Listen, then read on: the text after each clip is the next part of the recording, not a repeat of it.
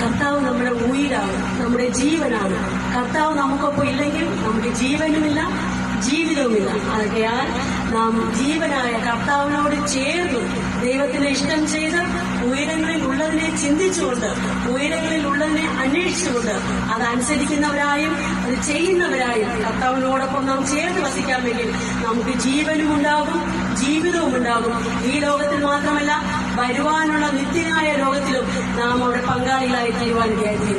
കർത്താവിന്റെ വരവനാളുകൾ ഏറ്റവും ആശ്രമമായി ആകയാൽ വിശുദ്ധിയോടും വേർപാടോടും ഭക്തിയോടും കാത്തിരിക്കുന്നവരെ സ്വീകരിക്കാൻ വരുന്ന കർത്താവിനോടൊപ്പം നമുക്ക് കടന്നു പോകുവാൻ ആമേൻ. Praise the Lord.